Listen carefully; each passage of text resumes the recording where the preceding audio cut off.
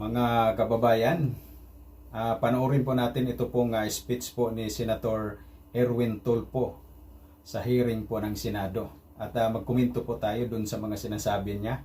Lalong-lalo na po na sinabi niya magsilayas kayo. Ito po ay tumutukoy po dun sa mga official po ng Chinese Embassy. Ito, sabay-sabay po nating panoorin.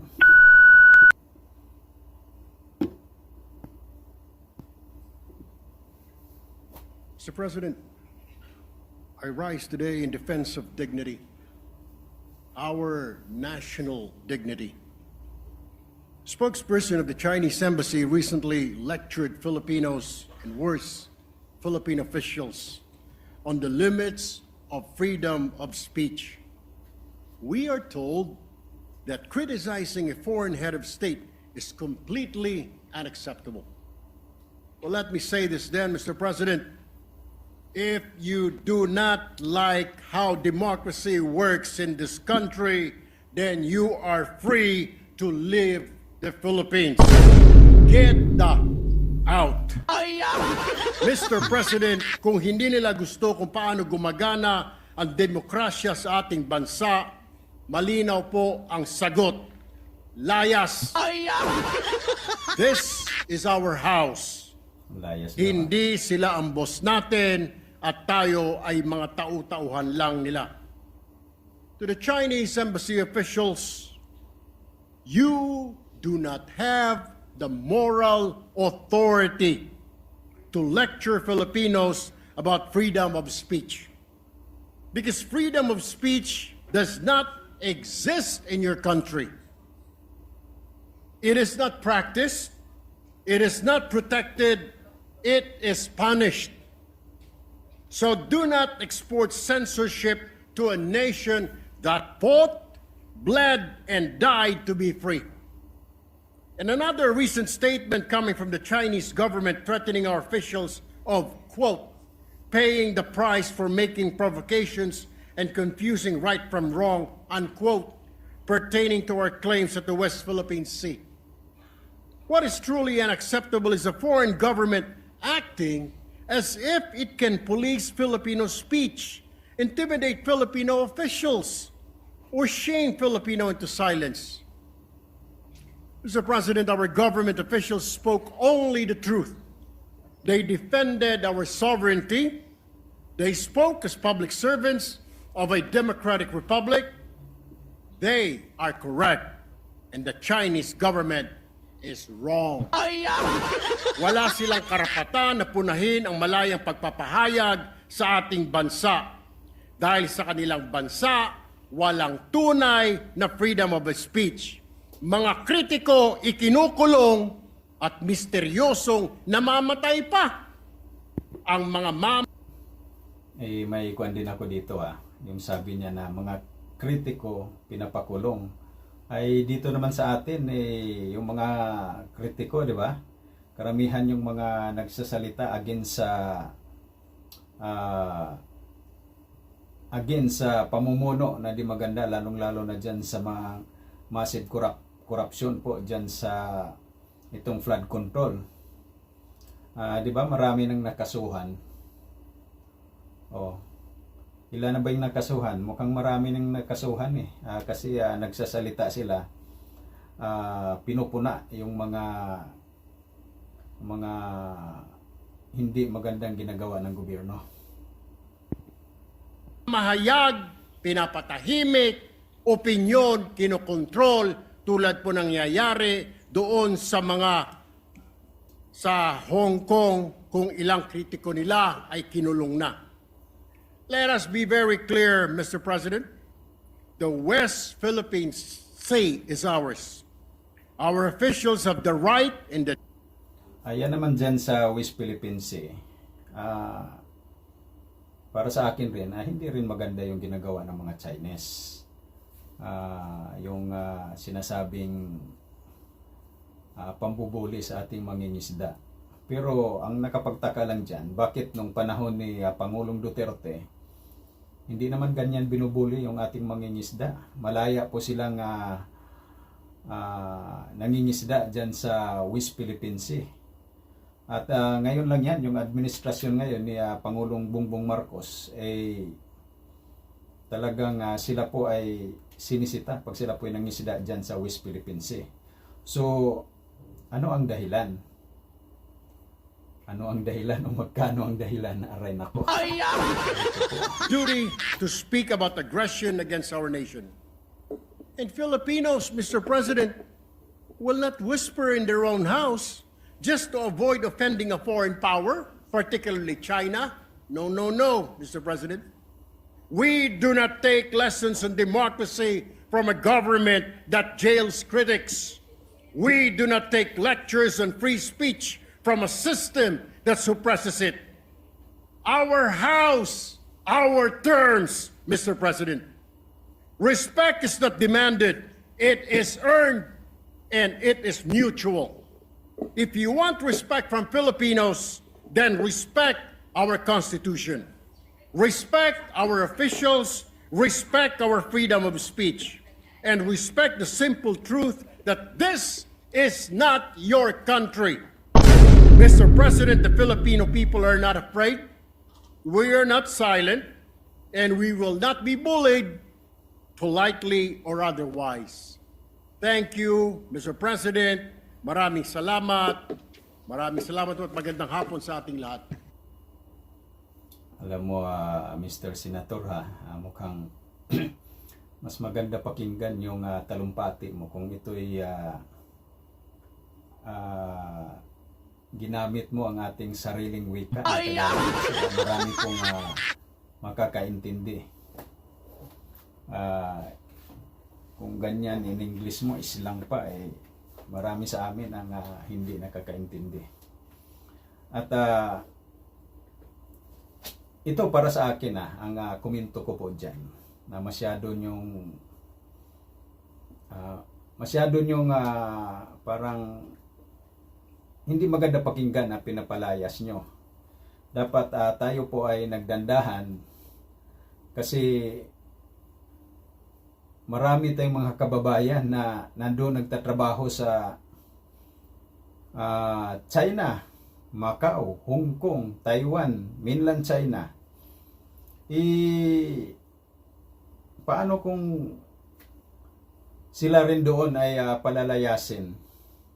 Ang ating bansa pa naman ngayon nasa kuan tayo.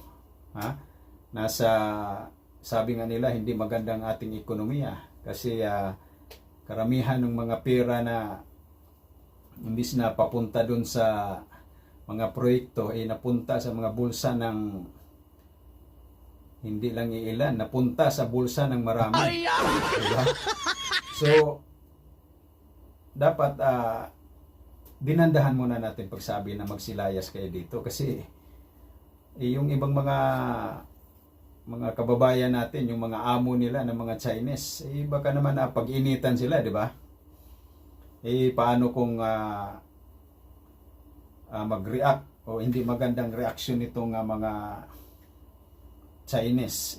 Sabi pa nila, meron daw pong 500,000 na mga Pilipino nagtatrabaho dyan sa China, Macau, Hong Kong, or Taiwan. So, ito mga kababayan, itong talumpati po nito ning Senator Erwin Tulfo, ito po ay umani po ng iba't ibang komento o opinion ng mga kilalang mga hindi lang vlogger, kilalang mga tao, mga professional dito sa ating bansa. Kaya babasahin po natin ito pong post po ni MJ Kiambao Reyes. Ang pinamagatan po itong "You don't burn the house while your children are still inside." Kaya sinasabi niya ganyan kasi itong ginagawa ni yung talumpati po ni Senator Erwin Tulfo, para niya nang sinusunog po ang ating bahay kung saan andoon sa loob ang mga kabataan, ay mga Pilipino. Tama naman itong sinasabi niya, di ba? Kasi pag ganyan,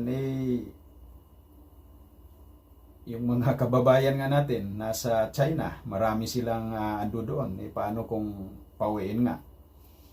Ito, basahin natin yung kanyang post. Senator Tulfo's recent get the F out. Alam niyo yung pag F out, di ba? Hindi natin pwede banggitin dyan. Outbursts against the China might be impressive, but it's a dangerous gamble we didn't sign up for. Sabi niya gano'n, ha?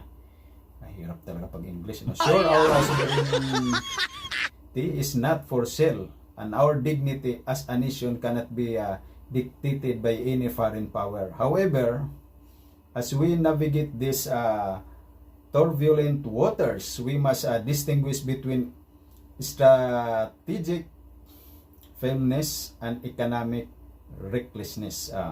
Makakonsider natin na itong sinasabi ni Senator Erwin, may pagka-reckless to. Diba? May pagka-reckless to eh. Kasi hindi niya iniisip kung ano ang kahinatnan sa mga sinasabi na. Nasabi dito, the human cost 500,000 OFWs. Biro mo mayroong 500,000 OFWs. Ito'y nagtatrabaho o hindi lang siguro nagtatrabaho or naninirahan dyan sa mga lugar na sakop ng China. We're not just talking about diplomats, we're talking about roughly 500,000 Filipinos in Greater China, including the SARS of Hong Kong and Macau. Yes, Mr. Senator, kalahating milyong pamilya ang nakasalalay dito. One visa crackdown from Beijing, and we have the humanitarian crisis on our hands. Are we ready to feed 500,000 returning OFWs tomorrow? Ayan, ang ibig sabihin dito, kaya rin ba daw nating pakainin ng 500,000 kung sakasakaling ito'y pauwiin dito sa ating bansa? The export trap. China is a top buyer of our bananas, pineapples, and nickel. History tells us they don't need missiles to hurt us. They just need to find peace in our fruit crates to kill our local industries. Isang sanitary inspection lang, bilyon-bilyon agad ang mawawala sa mga magsasaka natin. Kakayanin ba ng gobyerno suportahan ang ilang milyong magsasaka at kanilang mga pamilyang mapektuhan nito? Maalala ko dati nung panahon ni Pinoy, di ba?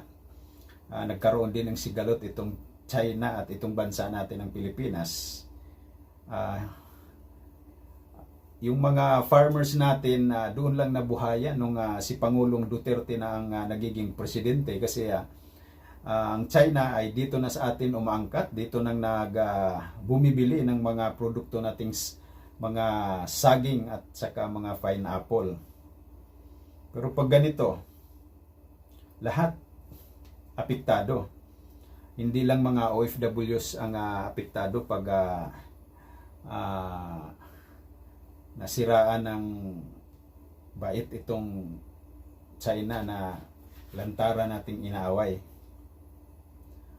The inflation nightmare. We import 2.9 billion worth of goods from China monthly. Biro mo yan. Ayan, from the steel in our infrastructure to the chips in your phones and every clothes on our backs. If trade turns sour, supply chains na sisingilin tayo ng inflation ng hindi tapatan ng kahit anong grandstanding. Tama. Kahit anong grandstanding, hindi kayang lutasin pag ganun ang mangyayari. The tourism of sweets. Di ba? Before the pandemic, China was our fastest growing market, nearly 2 million visitors as of early 2026. We've been trying to win them back, but we're lagging behind neighbors like Thailand, Vietnam. Isang travel advisory lang mula sa Beijing, wasak ang kabuhayan ng mga tour guides, drivers and hotels natin sa Boracay at Bohol. Ito ng mga nakaraang taon, di ba? 2025. Umaaray na nga yung ibang mga mga kababayan natin sa Bohol, yung mga restaurant, yung mga drivers doon, umaaray na dahil super tumal daw. Marami na ang ibang mga resorts doon ang nagsasara. At ito, anong mangyayari doon sa yung bago lang pinapalabas na sinasabi na magkaroon ng no travel visa ba yan? Ano ba yan? Yung mga bumibisita ng galing China. Hinikayat natin ang magpunta dito sa Pilipinas na walang visa. Mabaliwala yun. Techno-tourism supports over 6 million Filipino jobs. Infrastructure and investment. We've already seen that happen with ties our big ticket projects like the Mindanao Railways and Subic, Clark Rail lost Chinese funding and had to scramble for new partners. Ang haba-haba pala ito pagbasahin. Ito, diretson lang tayo ha. You don't burn down the house while your children are still inside. Ayan, we need to trade diversification and multilateral alliances, not emotional outbursts that leave our workers vulnerable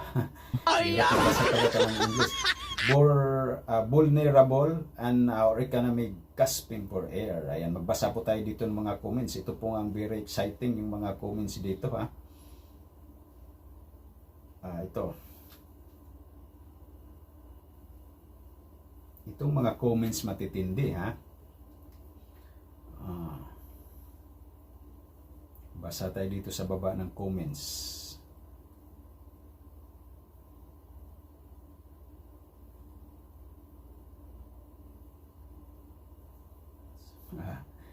Ito may comments dito. Nagngangalang Hernandez. Ayan, Hernandez na lang natin. Hindi natin ko. What sovereignty Miss MG, they give up then the handed over. Ayan. Mukhang English yan. Ayan ito, hinay-hinay.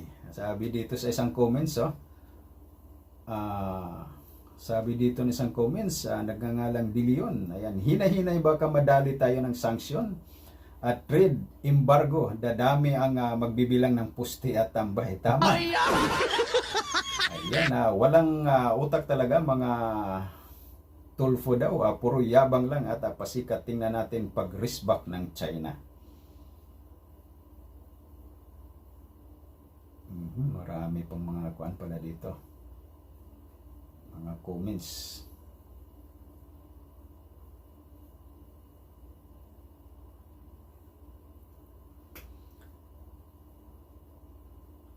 Ayan, maraming mga hindi magagandang mga salita dito. Wag na lang natin basahin, no? Ayan, para sabihin na napabilib niya ang mga Pilipino sa tapang niya. Sus Maria Josep, ang tapang lalaki ang kawatan ng gobyerno. Bakit tiklop siya? Yun lang. Diba? Yung mga tungkol dyan sa bilyon-bilyong kawat o nakawan dyan sa gobyerno. Hilom-hilom lang.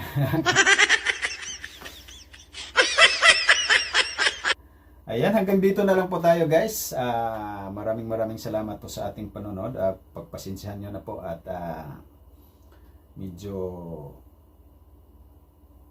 may kunting kuwan po. Ayan, maraming salamat at God bless po sa ating lahat. Bye-bye.